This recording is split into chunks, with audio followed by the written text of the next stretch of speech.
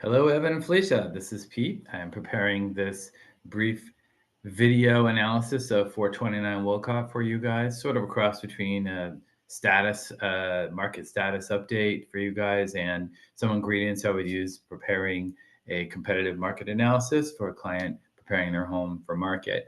So this is an ad hoc, unscripted video and practice. So your feedback is more than welcome. In an attempt to make this fairly quick, I'm going to try and cruise right through a bunch of information. And so let's go. So where are we? So we're talking about 429 Wolcott Ave in scenic Auburndale, Massachusetts. I know you all know it well, of course, because it's your home. But I wanted to point out from a real estate perspective, kind of the context that you live in a very desirable place in Newton, very desirable city, in Auburndale, which has much to offer, walkable to Burr, multiple colleges and universities around, attracting employees, and obviously all the amenities and accessibility that Newton has to offer in highways, in stores, et cetera, et cetera. So still a very desirable place. You picked a great place to buy a home, not just because it's your hometown, but to raise the kids, and will continue to be desirable from a real estate perspective. So let's zoom in a little bit more. So here's your home. Right off the bat, the side street factor is really great.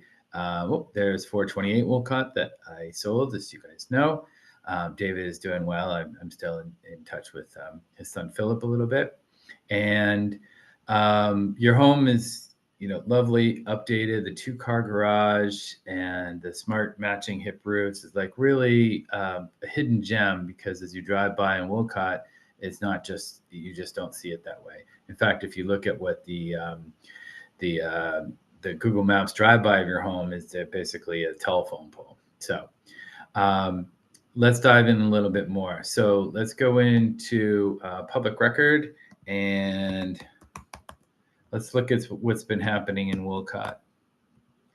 And you'll see actually that, interestingly, not much has been happening from a real estate perspective. So yes, there's been some recent sales. The most recent of which was 413 right near you guys. That was for 1825.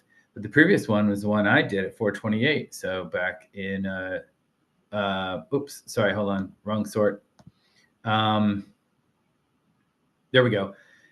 So 386, Unit 1 was sold fairly recently. But before that was the one I did in 2022. So Wolcott is a relatively quiet street right now in terms of real estate.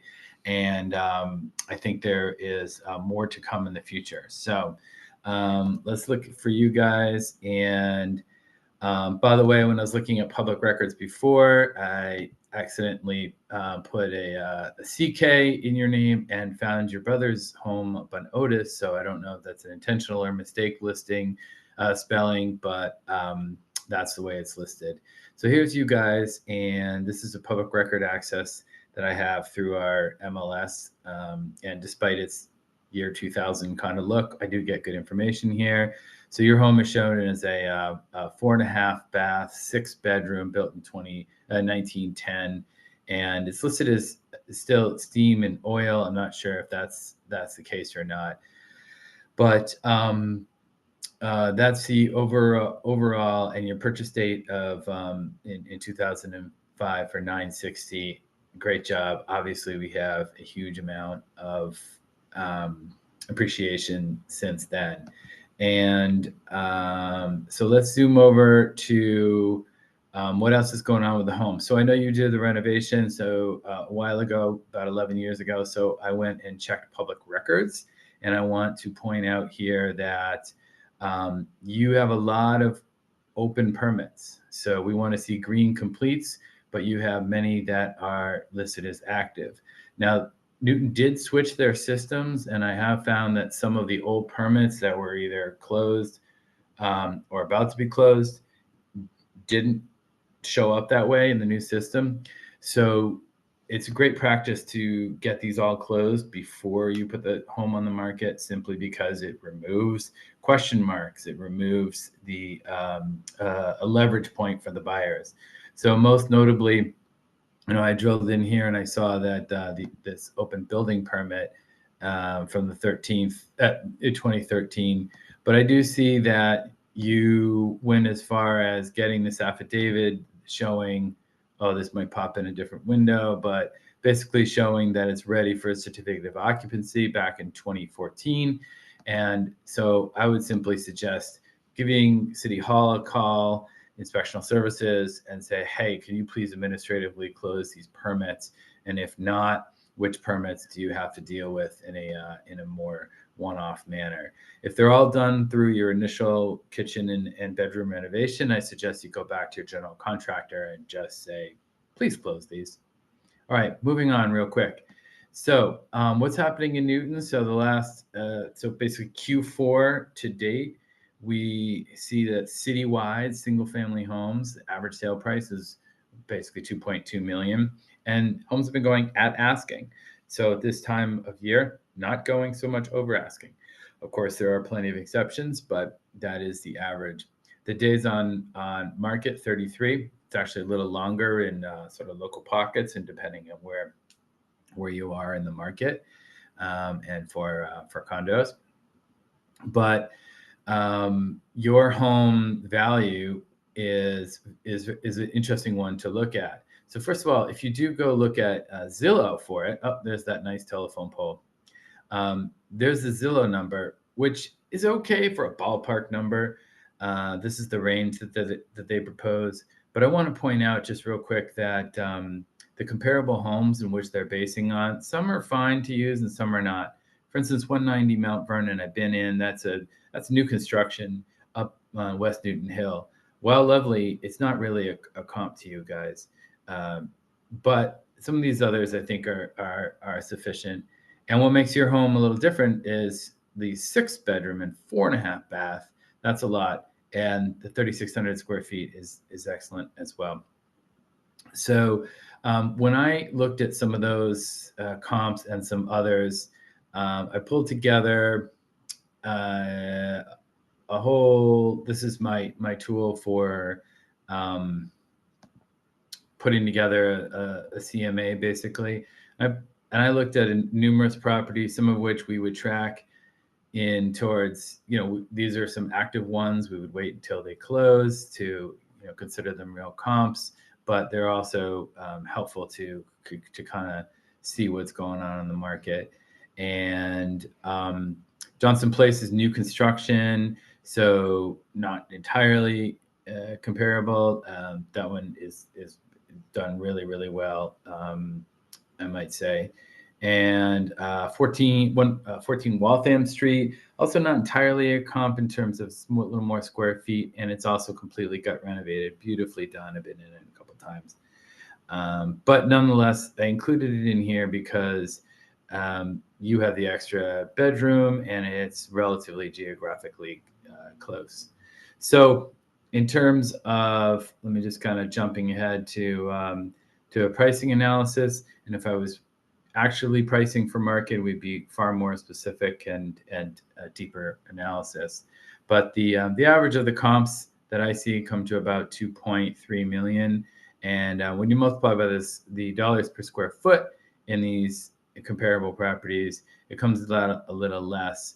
My guess is that it would actually be more because of the renovations you did, because of the care you've taken with the home, because of the 2-car garage. I believe it's listed as 1 in the public record.